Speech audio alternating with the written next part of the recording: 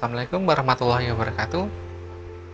Selamat jumpa kembali dengan saya di sini. Pada kesempatan ini, saya ingin sedikit memberikan uh, contoh-contoh literatur lain yang biasanya kita gunakan ketika kita mempelajari dengan farmasi ya teman-teman.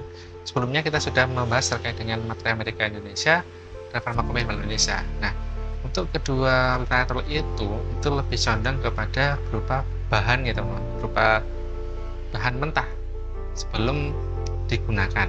Nah, bagi teman-teman yang ingin atau mungkin sedang berskripsi atau mungkin tugas lainnya yang membutuhkan literatur terkait misalnya fungsi dari farmakologis dari masing-masing tanaman, data toksisitas dan lain-lain, ini ada salah satu literatur atau rujukan yang dapat digunakan sebagai data awal ya teman-teman, sebagai penegas dari bahan aktif apa atau efek farmakologis apa dari tanaman yang akan kita gunakan seperti itu. Nah, itu ada literatur dari Kemenkes juga, itu ada namanya Vademecum tanaman obat. Nah, untuk Vademecum ini itu sebenarnya ditujukan sebagai salah satu literatur pendukung dari program pemerintah, yaitu sertifikasi jamu. Itu sekilas saja, sertifikasi jamu merupakan program yang digerakkan oleh pemerintah, atau dalam hal ini adalah Kementerian Kesehatan, yang dimana suatu program yang ditujukan untuk memberikan bukti evidence based medicine atau penggunaan obat-obat bahan tradisional atau dalam hal ini jamu yang dibuktikan dari segi penelitian baik preklinis maupun klinis itu memang terbukti memberikan khasiat yang nyata pada pengobatan penyakit tertentu. Nah, di sini kan kita sebenarnya mengetahui mungkin kalau kasarnya jamu adalah jamu merupakan pengobatan bahan alam yang hanya sebatas empiris. Nah, dalam hal ini untuk mengubah dari empiris itu menjadi pengobatan yang sudah berstandar medis atau berdasarkan bukti ilmiah, maka di sini dilakukan suatu program yang dinamakan saintifikasi jamu atau jamu yang tersaintifik atau yang telah terbukti secara ilmiah. Nah, untuk Vademecum ini itu ada beberapa jilid ya teman-teman, itu mulai jilid pertama hingga jilid kelima yang yang diterbitkan itu mulai tahun 2011, 2012, 2013, dan 2014, yaitu mulai berurutan. Nah, dari masing-masing Vademecum ini itu mencakup beberapa monografi tanaman yang berbeda-beda. Jadi mungkin teman-teman jika membutuhkan data atau terkait dengan tanaman tertentu mungkin bisa mencari di masing-masing ya teman-teman. Nah, untuk disclaimer dulu bahwa untuk Vademecum ini juga hampir sama seperti MMI teman-teman, itu masih sulit ditemukan dokumen soft file-nya yang berupa PDF langsung dari penerbitnya.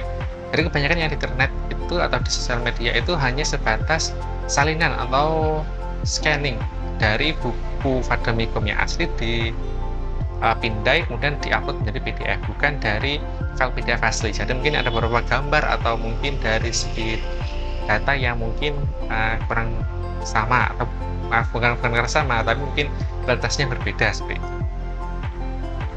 Pada buku Vademecum tanaman obat ini mencakup beberapa data ya teman-teman, berupa informasi terkait dengan identitas botaninya, kemudian terkait dengan ekologi dan penyebaran tumbuhannya, kemudian terkait dengan cara budidaya serta data-data farmakologis mendukung seperti manfaat dan khasiat, efek samping, interaksi, dan kontraindikasi. Di sini juga setelah dijelaskan beberapa contoh formula yang dari masing-masing tanaman. Jadi dari penggunaan secara tradisional maupun secara itu sudah dibuktikan dan ada contoh formulanya seperti itu. Sebelum kita melangkah lebih lanjut dari bagian buku Vademecum ini, lebih baik kita lihat pada bagian awalnya teman-teman. Jadi bagian awalnya di sini sudah dijelaskan terkait dengan definisi atau mungkin keterangan dari masing-masing bagiannya. Misalnya nanti terkait dengan budidaya itu seperti apa, kemudian untuk efek farmakologisnya seperti apa, itu sudah ada keterangannya seperti itu. Jadi mungkin kita pahami dulu terkait dengan keterangan dari masing-masing bagiannya, mungkin nanti baru bisa kita melanjutkan ke bagian monografinya. Dalam vademecum tanaman obat di sini ada pada bagian awal itu ada terkait dengan ketentuan umum. Nah, di sini terdapat beberapa hal yang mungkin kita lebih baik kita pahami dulu terkait dengan apa saja yang nanti akan disampaikan atau yang berisi dalam buku ini. Contohnya definisi terkait dengan Simplicia nabat dan sebagainya. Pegagan. Ini merupakan gambaran dari isi dari pegagan ya teman-teman, atau sel asiatica. Mungkin untuk beberapa gambaran mungkin ini mungkin hampir sama seperti yang ada di materi Amerika Indonesia ya. Contohnya terkait adanya keanekaragaman dan cara budidaya dan nama daerah. Seperti itu. Jadi contohnya di sini untuk nama latinnya adalah Centella asiatica yang termasuk dalam golongan warga Apiaceae, dengan nama lainnya yaitu seperti Hydrocotyl asiatica dan sebagainya. Nah, itu nama daerahnya misalnya tadi itu di Aceh itu bisa dipanggil dengan Pegaga, atau mungkin di Jawa itu Majul Gowang dan sebagainya. Jadi untuk bagian nama daerah ini mungkin hampir sama dengan yang ada di materi Amerika Indonesia. Lainnya ada nama asing, yaitu nama yang bisa digunakan di luar negeri secara internasional. Misalnya untuk pegagan itu di Inggris misalnya dipanggil sebagai Gatocola, atau mungkin bisa dipanggil juga di secara internasional itu sebagai Indian Pennywort, seperti itu, Pennywort. Adapun selanjutnya adalah petelaan. Nah, untuk petelaan sendiri dia adalah gambaran atau karakteristik tanaman yang kita lihat secara visual ya teman-teman. Jadi misalnya itu bentuk dari batangnya, kemudian bentuk dari daunnya, sebagaimana itu. Di sini untuk keanekaragaman dan persebaran itu kurang lebih hampir sama dengan yang ada di materi Amerika Indonesia. Cuma kalau di sini untuk gambar pegagannya sudah berupa gambar berupa ambilan langsung dari kamera ya teman-teman, bukan lagi seperti yang ada di materi Amerika Indonesia yang hanya berupa ilustrasi seperti itu. Nah, untuk vademecum pada data di vademecum ini, untuk tanaman bagian budidaya ini sudah dijelaskan terkait dengan bagaimana jika kita mau mau membudayakan tanam pegagan. Nah, kalau pada jika teman-teman masih ingat di bagian materi Amerika Indonesia, di sana hanya menyatakan bahwa tanam pegagan adalah tidak dibudayakan atau alias bisa tumbuh bebas secara umum. Nah, di sini ya semisal bagi teman-teman ingin membudidayakan pegagan ini untuk berbisnis, itu di sini sudah dijelaskan bagaimana cara merawatnya. Misalnya pengolahan tanah dilakukan dalam 30 cm. Kemudian waktu pemupukan itu diberikan pupuk dasar terdiri dari sekian. Itu sudah ada dicantumkan di bagian ini. Nah, kemudian contohnya bagaimana merawatnya, pemberian pupuk dan sebagainya sudah ada. Jadi mungkin teman-teman yang ingin berbisnis budaya tanaman, pegagan dan sebagainya, contohnya pegagan, itu bisa merujuk ke buku ini sebagai gambaran apa saja yang dibutuhkan seperti itu.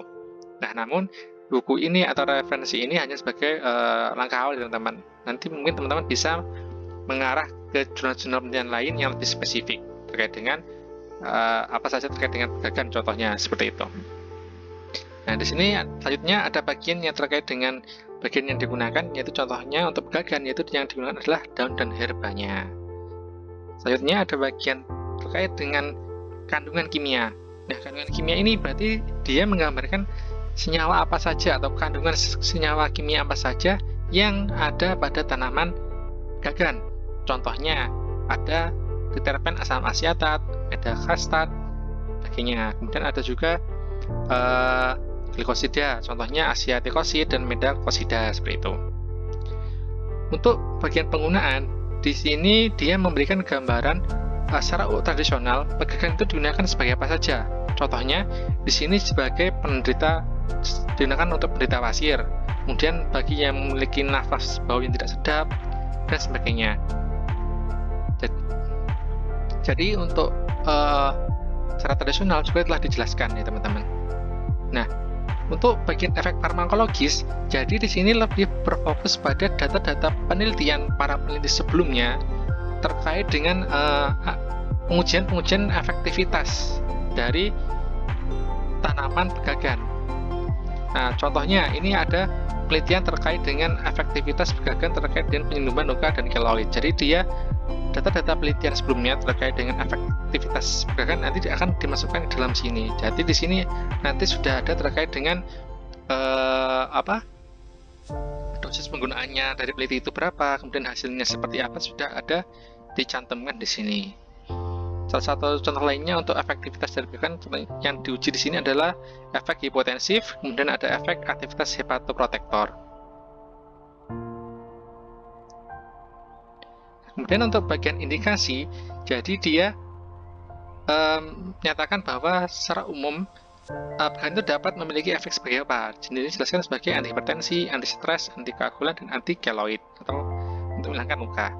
Nah, untuk bagian kontraindikasi, di sini dia menggambarkan bagi contohnya untuk pegagan yaitu adalah larangan, yaitu adalah pegagan dapat menyebabkan alergi pada pasien yang peka terhadap anggota suku Apiaceae.